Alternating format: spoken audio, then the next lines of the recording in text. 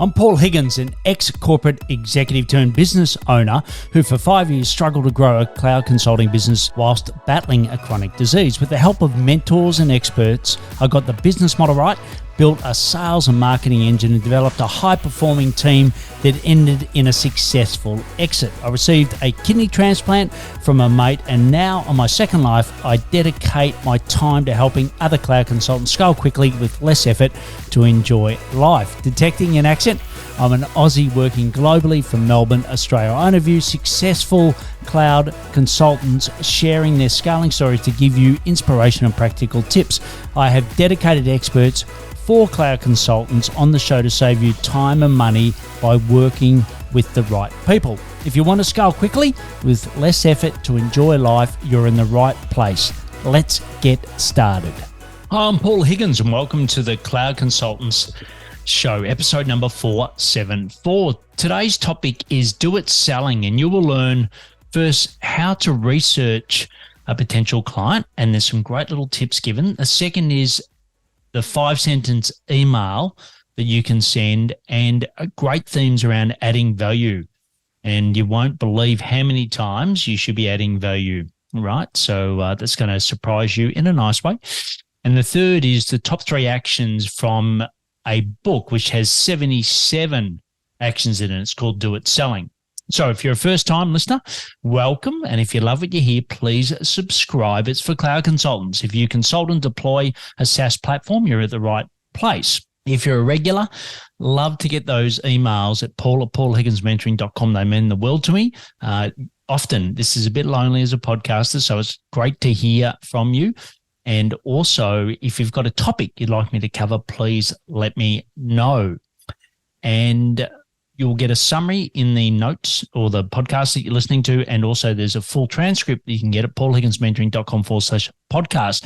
Before we go into the interview with David, I'd like to thank our sponsors. The first is the Cloud Consultants Collective. It's the world's only revenue-focused collective for cloud consultants. It's peers, basically answering peers for each other.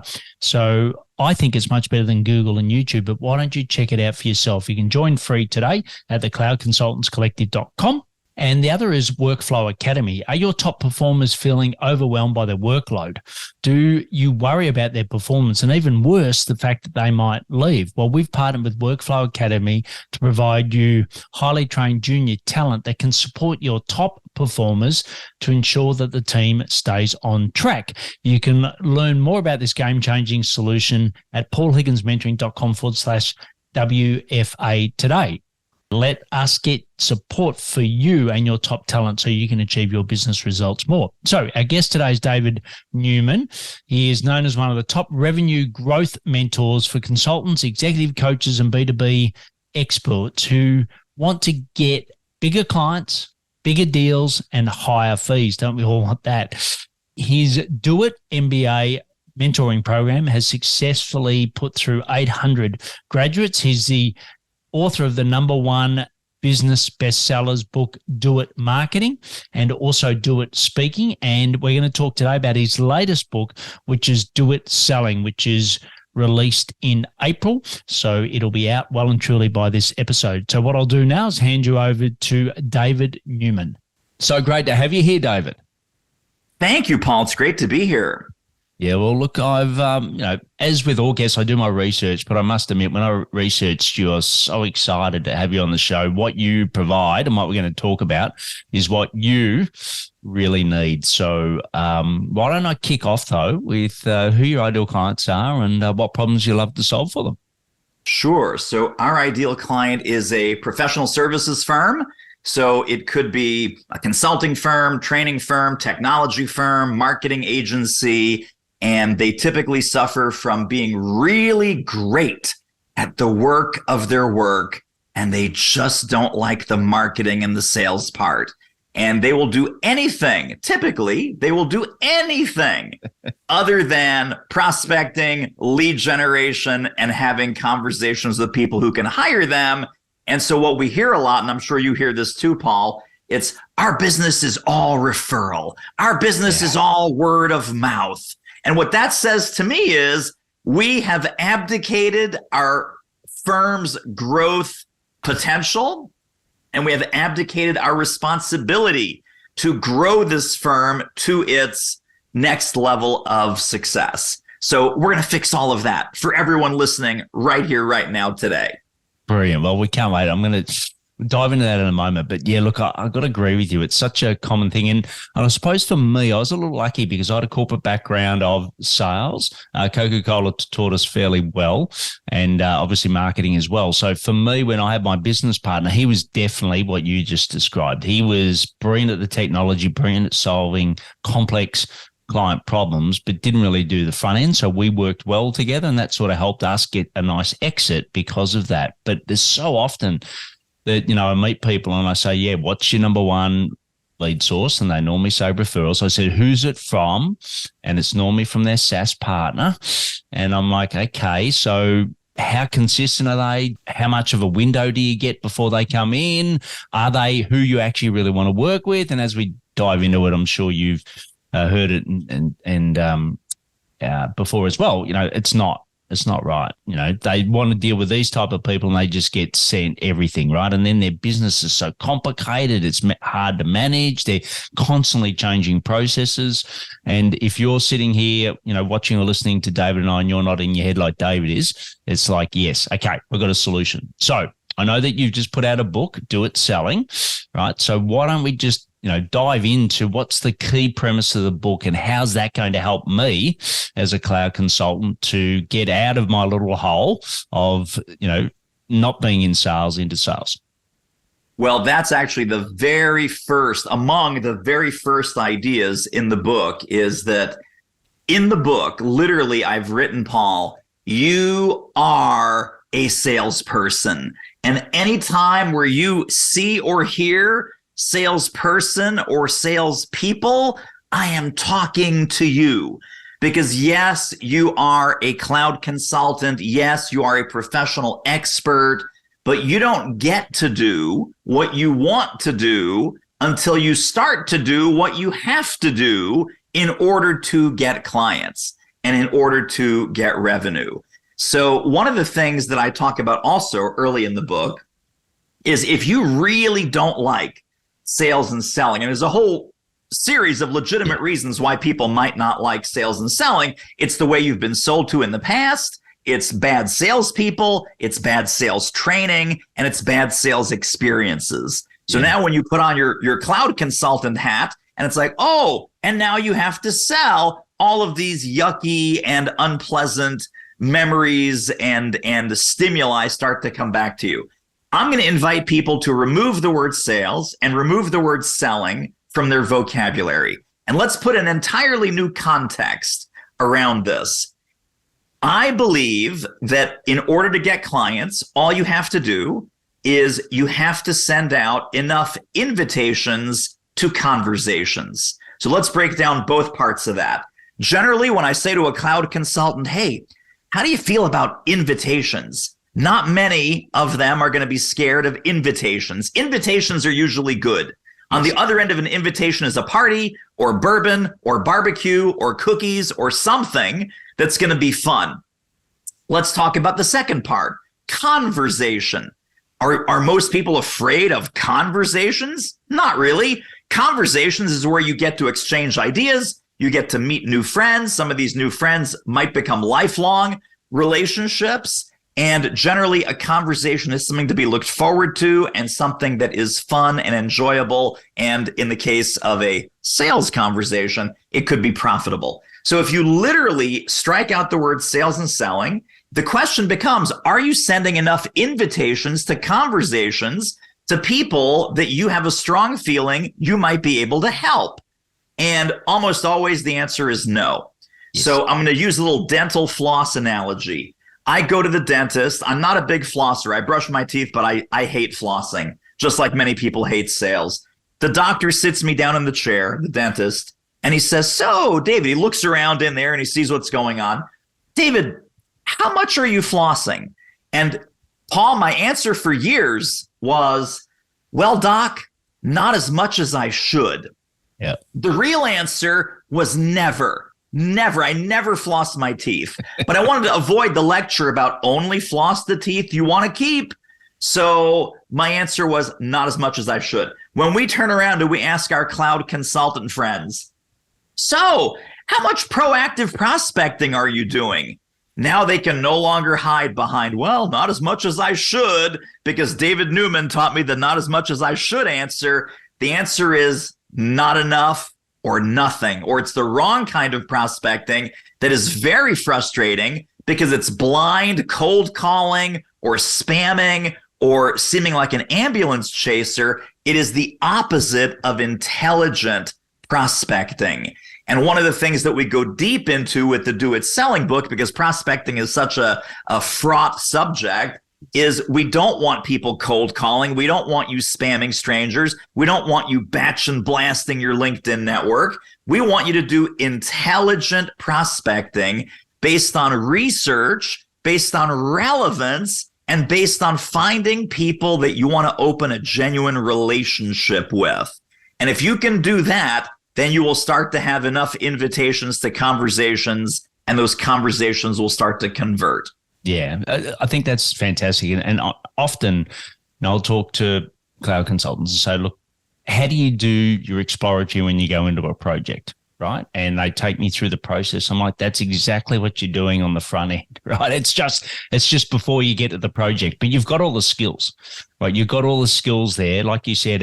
And I agree with you that, bad training, et cetera. But what I find with most people, I ask the simple question, how much sales training have you actually had in your life, right? And you're nodding, you know the answer. Most people say hardly any, or if not nothing at all. I'm like, well, stop being so hard on yourself, right? I've spent, 28 years doing selling. I'd spent 18 years at Coca-Cola. You spent time at Oracle. You spent time at Microsoft, et cetera. We were trained by some of the biggest and best companies in the world, right? And we still find it difficult. So give yourself a bit of a break. And that's why I brought David on, because with his book, you don't have to go and spend time in corporate getting trained on sales, et cetera. You can just get this book, follow the principles, and it's going to make it a lot easier for you, right? So don't be too hard on yourself. So I totally get the research piece, right? So what am I researching before I'm actually talking to someone I'm going to help? Well, so you can research a couple of ways. I mean, obviously, there's all kinds of information at our fingertips that was 20 years ago, salespeople would kill for the information that's available to us now with a few clicks of the mouse. So literally, you're going to their LinkedIn, you're going to their website, you're going to any industry or trade and professional publication, you're searching for that executive's name or that company's name. You're figuring out what are they up to, what's important to them, what's not important to them, where have they been, where are they today, where are they going. You're using all sorts of resources. Could be the media page on their website, could be press releases, could be searching on YouTube for videos, could be searching on Listen Notes, listennotes.com. Yeah. Paul and I know that because, of course, it's the podcast search engine. So where have their executives been interviewed? What are those executives saying? And any even in the local media, look at your local business journal, look in the business section of your local newspaper if they happen to be a local company in your metropolitan area. There is so much intelligence out there that for us to approach a prospect and not have done that research is almost sales malpractice. And this is what professional buyers really hate about professional sellers is they're lazy. They don't do their homework. They don't know what we're up against. They don't know our situation.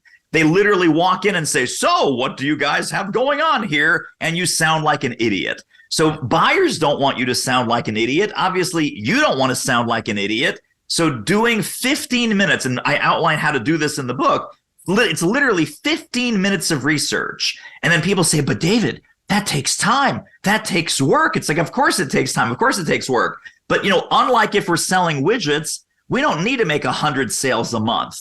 We don't need 1,000 clients every year. You probably need 3, 4, 5 sales a month, maybe between 30 and 50 clients a year. The research pays for itself. That 15 minutes of research on the website, the trade and professional publications, the associations they belong to, the conferences that they probably attend, the publications that they probably read, their website, their press releases, their media page. It's 15 minutes so you can approach them like a trusted advisor and not like a peddler and a cold caller.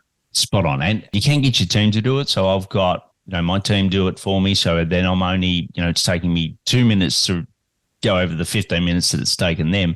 And also, like you said, Google Alerts is also brilliant. You can just do a Google alert on the company and it'll bring all the information in you. So that's brilliant. So I've got my 15 minutes of research. Then what's next?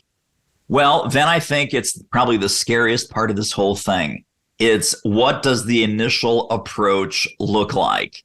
Now, the initial approach, you can literally send a 5-sentence email, 2 paragraphs, 5 sentences, and the subject line needs to indicate that you've done your homework and you're reaching out to exactly the right person for exactly the right reason at exactly the right time.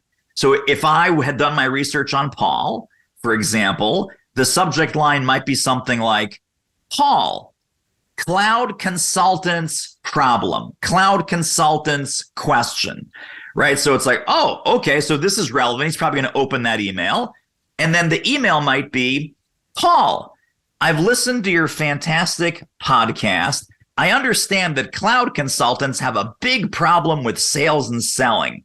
I have a new book. I can be on your podcast, whatever it is I'm pitching, right? Yeah. Would this be worth a short chat? So it's a couple of context setting statements. It is, I understand that you're in this situation. You may have this problem. You never assume, but you may have this problem. This may be something that I can help with. Would that be worth a short chat? And you always end that email with a question. Do not put anything after that question. When you end an email with a question, it's been proven that you get 60% more response than if you add anything else. So don't say, please do get back to me. Don't say, looking forward to your response. Don't say anything other than, we're worth a quick chat. Yeah. And if I've made this relevant, I've made this personal, and I've made this specific to Paul and his specific company or his specific needs. And here's the test, by the way, folks. If you can take your prospecting email and you can copy and paste it to 20 other prospects, you have not done this the right way. This is uncopy and pasteable. The email to Paul is different than the email to Sally. The email to Sally is different than the email to Fred. And the email to Fred is totally different than the email to Jane. So I'm doing a different subject line. I'm doing a different little intro piece. All that is meant to say or to show is I've done my homework. You may be someone that could benefit from what we do or what we sell. Would this be worth a short chat? Your objective in that initial email is not to make a sale. Your objective in that initial email is not even to get an appointment. Your objective in that email is to get a reply. The reply is the magic. So in the Do It Selling book, I sort of break down the whole sales process, and I have you focus on the sale of the moment. Don't try and do 3 steps in one, right? What's the sale of the moment? Initial email, sale of the moment is a reply. We get the reply. The sale of the moment is let's find a time. We find a time. We make an appointment. The sale of the moment is, are we a fit, right? Do I qualify for you? Do you qualify for me? The next sale of the moment is, well, we have some service offerings. We have some potential, right? Do you have the kind of problem that my firm solves with a cloud computing solution? Maybe you do, maybe you don't, right? If you do, then we have the sale of the moment is, we can do option A, option B, option C. Even before that, probably the sale of the moment is, can we do a deep dive discovery to really figure out what's the scale and size of your problem? What's the scale and size of the result that you want? And then every single step of this process has a sale of the moment. If you try and skip, if you try and go out of sequence, you will totally screw this up. So the best path forward is nothing to hide, nothing to prove. Take your time. And we are always judged as consultants. We're always judged on the questions that we ask far more than on the statements that we make. So coming in armed with amazing discovery questions, that is all you need to start totally revolutionizing your sales results. Yeah, love it. Love it. Love that questions asked more than the statements made. I think that's absolutely perfect. And like I said, you're doing this, right? You're doing this in your discovery. You're doing this in the actual body of the work, just take it to the front end. That's all that you're doing. And David's book is going to help you do that, better than if you've had no training at all, which most of you haven't. Just back to the, so before you send, and I'm assuming, is this via email, David? Are you recommending email as the? I do recommend email. If for some reason the email doesn't get a response, then you might try, hit them on LinkedIn. If you find them on Facebook, hit them on Facebook. So I'm a big believer in multi-touch, multi-mode, because some people live on Facebook, they don't touch LinkedIn. Some folks live on LinkedIn, they don't touch Facebook. Some people much prefer a LinkedIn message to an email. Some folks much prefer an email to a LinkedIn message. Here's the clue. The channel in which they respond is probably the channel they prefer. Yeah, totally agree. And like for me too, I've had good success at the moment, even with WhatsApp, right? I think, WhatsApp, people are spending more and more time on WhatsApp. A lot of people are defected from Facebook into WhatsApp. So that's another really good channel to use. So, my question around, totally agree. Email, I think, is still, what people read more than anything. And then you've got other ways. Are you doing any pre-engagement? So are you, doing anything to be in their world before you send that email? Yes and no. So, you can warm them up for it. So if they're active on LinkedIn, for example, you can start accidentally on purpose running into some of their posts, liking, leaving an intelligent comment, not just great job, nice article, right? Great job, nice article, not going to cut it. Put your own professional spin and your own professional opinion into the comment, and then start showing up as an intelligent commenter. Like their stuff, share their stuff. That's one way to warm them up. Yeah. But, I think if we start going down this path, Paul, of too much warm up, people then start to get obsessed with, I haven't warmed them up enough. And then we spend all this time warming up and not enough time inviting them to the dance. Yeah. And I love the thing around, 5 sentences, short and sweet, because ultimately, most people are reading on their mobile phones, right? And most people are reading their email in between gaps. They might be, in a taxi. They might be in a lift. They might be going up and down the stairs. They might be at the gym. They're often not dedicating specific time to, okay, I'm going to sit down and methodically read my emails now, right? We all ad hoc reading our emails. So you got to keep it short and sweet. And I love the fact that, you just always end with that question, right? And, I really like that. Would it be worth a chat? It's nice, open, simple. So this is great, right? But the elephant in the room, you've sent it. So you got all the courage, you finally sent it, and nothing. You get crickets, no reply. What happens there? So initial follow-up is simply wait 48 hours. If you don't get any response, I would resend the original email and say, Dear Paul, just resending the below in case it got lost in the shuffle. Please do get back to me and let me know. And then, so that's the second email. After that, however, I really don't recommend value-free follow-up. Value-free meaning it's worthless. Things like, hey, just following up. Hey, just circling back. Hey, you haven't answered my email yet. This is what makes buyers crazy. It is value-free. It's a complete waste of their time, and it doesn't add anything to their day.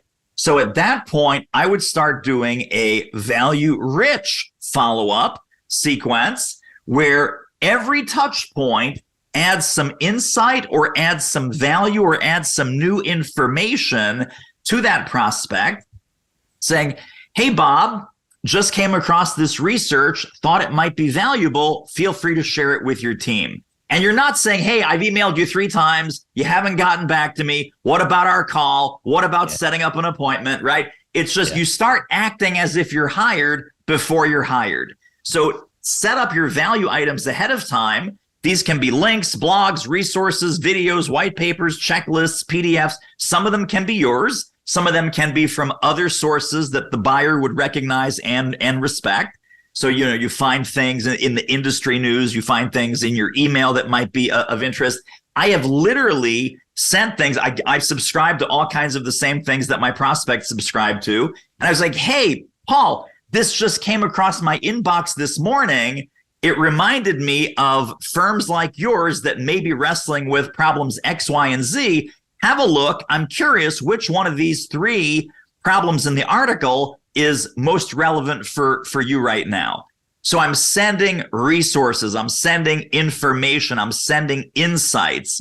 And again, it's not all my stuff. I can send 1 or 2 pieces from me and then 1 or 2 pieces from the larger world that we're both connected to. And you'll be amazed how fast people get back to you because you're acting as if you're already hired before you're hired, right? So you're sharing insights, you're sharing data, you're sharing survey research, you're sharing some competitive research about their industry or what their competition is doing. People pay attention to that. So there was a survey, many surveys, but the one survey in particular that came out a couple of years ago that asked a whole bunch of professional services buyers, why do you engage with salespeople? Why do you engage with consultants when they call on you?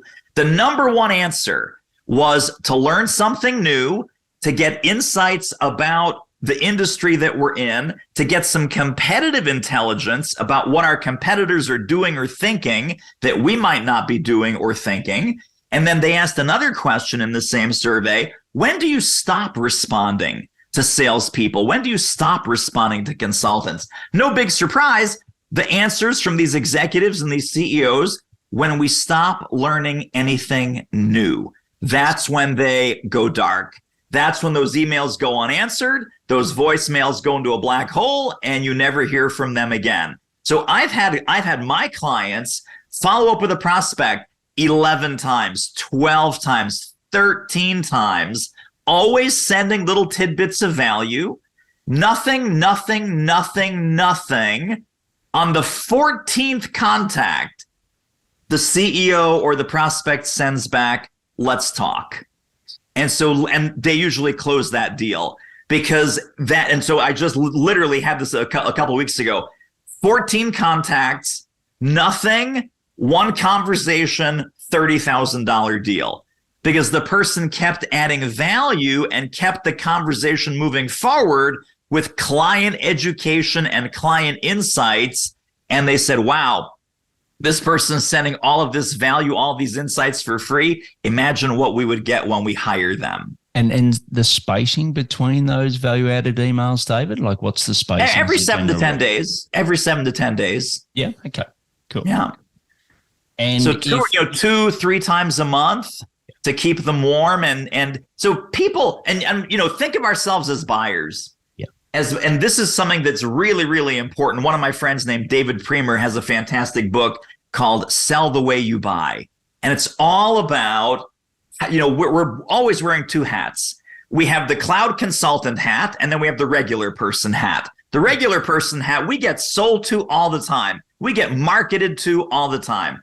Are you sending sales or marketing messages that when you take off your cloud consultant hat, would you respond to those messages? If it's just following up, just circling back, just seeing if you want to call, I've emailed you 17 times, you want to have a chat now?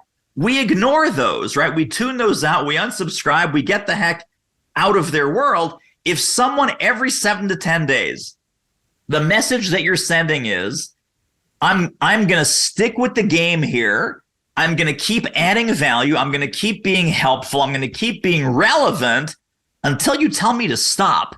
So ignoring me is not an option. Having a call with me is an option, or saying, dude, I'm not a prospect. We're out. Leave me alone. But it's the relentlessness of the high value follow-up. It's not following up once or twice and then giving up. It's literally following up until you get a yes or a no. Yes is a beautiful answer. No is the second most beautiful answer. I will not be ignored. As a professional salesperson, and again, cloud consultants, you are now in my world a professional salesperson. Professional salespeople do not tolerate being ignored. We get no's all the time. We get yeses all the time. It's just you have to make a pact with yourself. I will not be ignored. And guess what will happen? You will stop being ignored. Yeah. And if someone through the sequence, and, most of us are using a sales CRM that we can, see whether they've opened their emails or not. If someone is opening and checking your emails, you change any of the the scripts based or the messages based on that, or do you just keep continuing to send value? Well, it's so funny that you say this, and this freaks some people out because it seems creepy or like a stalker. If you have sent multiple messages and you can see on your CRM, they've opened it, maybe they forwarded it to someone else, they've opened it multiple times over a short period of time, that is the time, I hope everyone's sitting down, that is the time to actually pick up the phone. Pick up the phone and actually give them a call. You'll probably get voicemail, but the voicemail is super simple. It's like, hey, Paul, I've been sending you some resources. I'm not sure if they've landed because you know it's like, I know that you opened it at 3:07 p.m., right? I'm not sure if they landed, but if some of those value items resonated with you, I would love to invite you to, and give it a strange number, like a 7-minute chat, 9.5-minute chat, a 9-minute coffee break. I would love to invite you to a 9-minute coffee break to see if some of these ideas might be relevant for your specific situation and goals.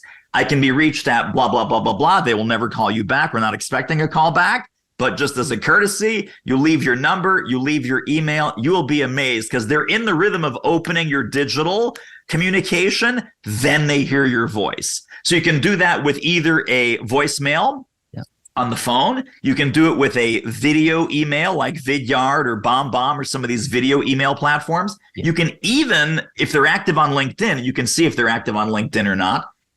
You can leave a voice memo as a LinkedIn message or even a short video. If you do it from your phone, you can now leave a video message on LinkedIn, and it just humanizes the whole connection that way. Yeah. And as David said, you're finding where they're responding most to. So where they're responding most to, that's breadcrumbs to where the best place to reach out to them is, which is great. And I'm assuming they're going to do research on you, right? Like, if they are interested, they're going to go and do research. So where does, your LinkedIn profile and your website, where does that sort of fit into the mix here? Yeah, really, really great. So the LinkedIn profile and the website and really any piece of content, even the emails that you send, that if you email newsletter or you have broadcast emails that go out, you want to have the prospect that you really want to do business with front and center of all your communication. So here's how you know that you did it right, because they will go to your website, they will go to your LinkedIn. When they go to any digital home base that you have, the response that you want to elicit is, Paul, I spent 5 minutes on your website. I flipped through a couple of pages and wow, I felt like you were talking to me. I felt like you wrote that homepage for me or for my company. I felt that email that you sent me last week. Oh my gosh, it was like you read my mind. You must have installed video cameras in our offices. You must have installed listening devices on our phones, because you are totally singing our song. When can we meet? So everything needs to be prospect-centric, not company-centric, and certainly not service-centric, because the moment you talk about your services, you commoditize yourself. If you talk about your prospects and their problems, pains, heartaches, headaches, challenges, gaps, goals, aspirations, results, outcomes, and you've got multiple pieces of content on your blog, on your website, if your company has a podcast, on your podcast, and you are totally talking prospect language about prospect problems, they will start to line up to talk to you, because people want to know two things. Number one, you know what I'm up against as a prospect. You know what I'm up against. Number two, you can fix it. If you convey those two, and only those two messages in every piece of digital content, meaning your website, your blogs, your LinkedIn profile, you will start to unleash an amazing source of leads and prospects and sales. Totally agree. And I love the saying that they've only got to trust you more than themselves to solve the problem they have, right? That's fundamentally it. And it goes back to that great segue into the research. If you're doing your research right and you're really understanding the client and you understand and you know their problem and you can fix it, that's all they want, right? Because ultimately people only have enough time to think about themselves, right? They don't have enough time to think about you, right? But they've got plenty of time to think about the problems they've got. So you're right. It's about, can you solve that problem? And if you want an example, go to David's profile. So his profile, LinkedIn profile, is going to be in the notes. It's a fantastic profile, and you can see he practices what he preaches. And just a reminder that we're listening to David Newman. This is episode 481, and you can find out more at doitmarketing.com and also doitselling.com, which is the latest book. He's got 2 books out, but that's the latest. So in the book itself, Do It Selling, you've got 77 actions that you can take, right? So I'm going to put you on the spot here. It's a bit like picking your favorite child or children. What are three key actions that you haven't spoken about today that we can take and implement before we go and get and listen to the book? Excellent. I was hoping this wasn't going to be a pop quiz. Okay, what's chapter 47? Okay, what's 29? What's 76? Yeah, no, because being an author myself, I know right. No one ever wants that. But let's talk about 3 specific things people can start to do immediately. Yep. On that initial conversation, one of the best opening questions after some initial niceties, about 20 seconds. Hi, how are you? Great to talk to you. Would you mind if for the duration of our call today, may I treat you like a fee-paid client? May I treat you like a fee-paid client? And people will usually say, well, sure, but I'm curious, what does that mean? And your answer is, what that means is, I'm going to ask for your permission to redirect our conversation if necessary, interrupt if I notice that we're going off track. And the third thing is, just like with our paying clients, I will tell you what you need to hear, not necessarily what you want to hear. Is that okay with you? And that sets the ground rules for a completely different kind of sales conversation where you've got nothing to prove and nothing to hide, and you are getting the real deal diagnostic conversation of what's going on. So that, I would say, that is absolutely number one. The second thing that I would recommend is what we talk about in the Do It Selling book. Frame everything in the context of now. Now is your urgency word. So when you say something like, well, tell me about your IT infrastructure right now. What's not working now? What are some of the bottlenecks now? What are some of the reasons that you wanted to book this call now? What are some of the reasons that you may want to fix this sooner rather than later? Right? So using time-bound, now-based questions. What's wrong now? Why are you fixing it now? What's prompting you to call me now? What is going on now? What are the results that you're after right now? The now frame is really, really critical. We spend a few pages on that in the book. And then closing. Let's talk about closing, because everyone hates, the only thing you hate more than opening a sales conversation is the closing part. So if you do everything the way that we've talked about in the book, clients literally will close themselves. Now, you still have to ask the prompting question. The prompting question, and these are so tricky and so manipulative. I hope you're taking notes. Here they are. So, Paul, does this sound like something you'd like to do? So, Paul, does what we've talked about so far make sense? Paul, does this sound like something you'd like to move ahead with? Oh, so tricky, so manipulative. You know what you're doing? It's like you just served a beautiful 7-course meal. You're the waiter, and you come up to the couple and you say, would you like coffee? Would you like dessert?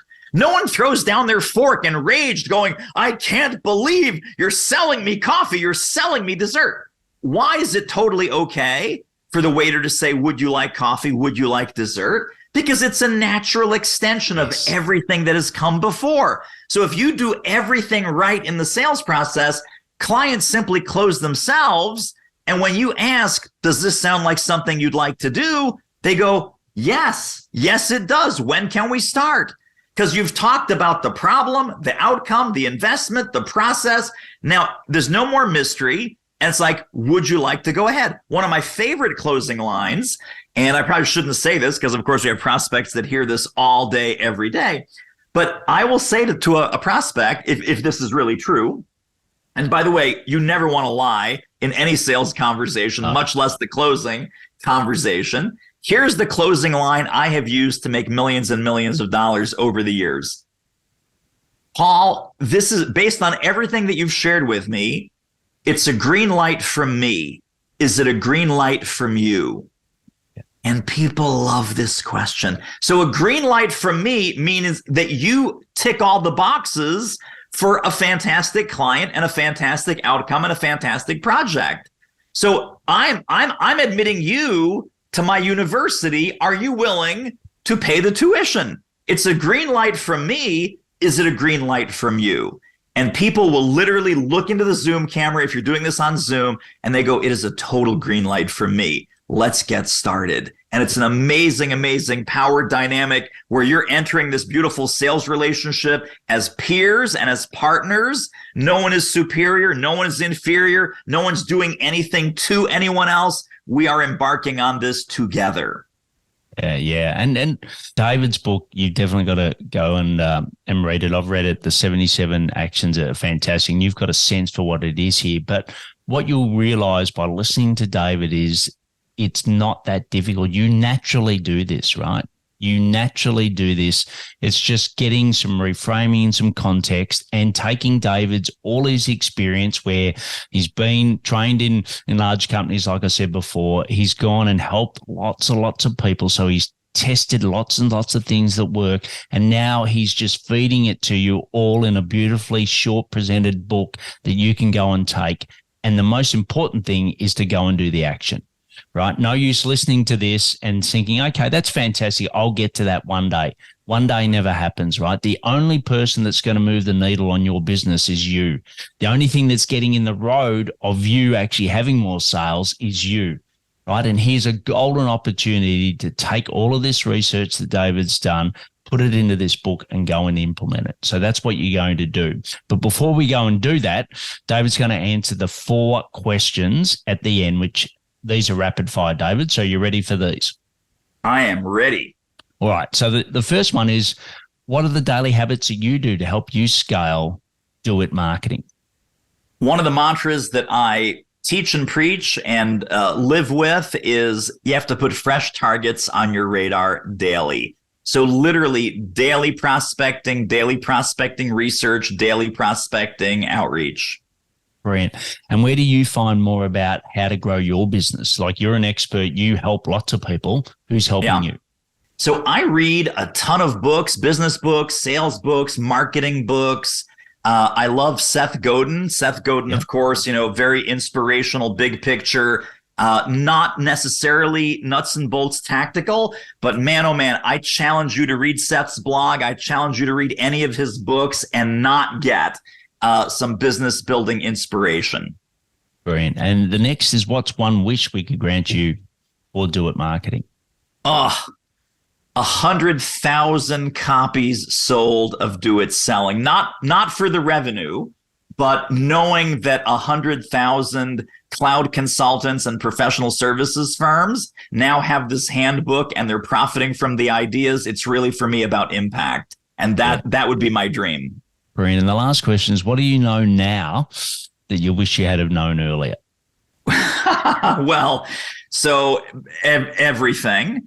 I was the most sales resistant. I was the most sales frightened person. I was like, hey, I'm really good at what I do. People should just knock on my door and life would be fantastic. And my friends, no matter how great, this is me talking to my old self, no matter how great the product or service, nothing sells itself. Nothing. And I dearly wish that I had internalized that fact earlier and learned to sell smarter sooner. Yeah, brilliant. And you can get the bookends, because David has got the book Do It Selling, which is the current one, but he's also got Do It Marketing. So those two go hand in hand. So go and grab those. But David, it's been an absolute pleasure having you on today. Thanks for sharing your sales wisdom that is practical and that we can go and apply. And we'll have to have you back on the show again sometime. So David, thanks a lot for being here today. Thank you, Paul. Great to be here. That was a great interview with David, and I apologize. I mentioned episode 481. It was actually 474. So I hope you get that. So go for the show notes.